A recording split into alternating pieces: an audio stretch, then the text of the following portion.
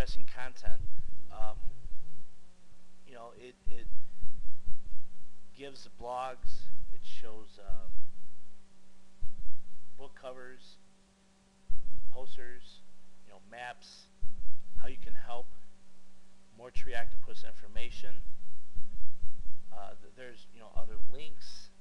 So looking at content, I mean, this, if I didn't, again, if I didn't know any better, I would say that this is probably a pretty legit website. If you go up, it talks about sightings, and it uses a font that makes it look like a newspaper clipping, or some kind of report that's been given out. It shows videos and pictures. Let me go down here to media.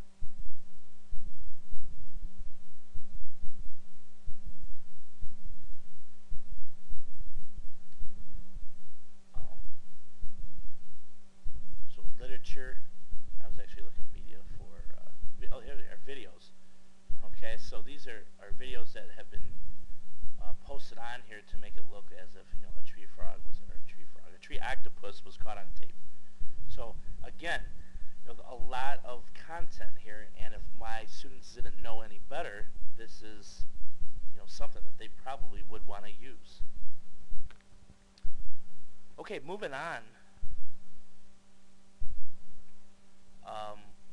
to the next part would be D, dates. And I kind of pointed out in the beginning, but if you look here, it gives relatively, or actually real current, May 26, 2010 gives current news. And if we look down here, it says last updated 5/3/2010. So again, the information on the website is current.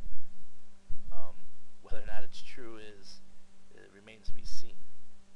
Moving on to the very last letter, which would be E, and that's an editor. Is there an editor to the website? And we were looking just for an author. We could not find an author. I'm going to go ahead and assume that there is no editor to the website.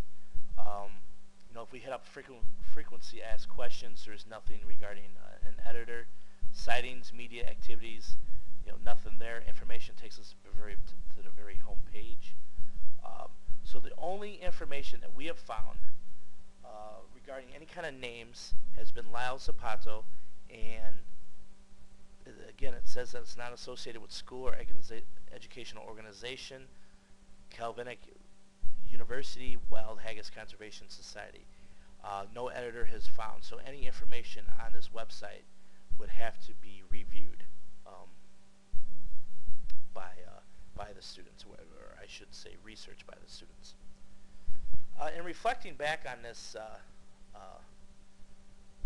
application, I think it's pretty interesting topic, and I love the fact that I had a website such as this. We had access to this website because I think it's it's a pretty cool website, because obviously the person who put time into this put a lot of time into this, and is really I don't know, either serious about this hoax or whatever the case may be.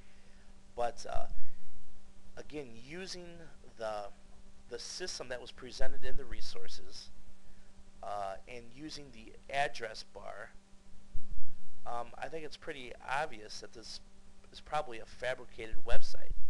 And I think my students would come to that conclusion, honestly. And if they didn't find that it was a fabricated website, they're going to realize that the information here cannot be trusted. And I think that this is something I'm definitely going to use with my students next year.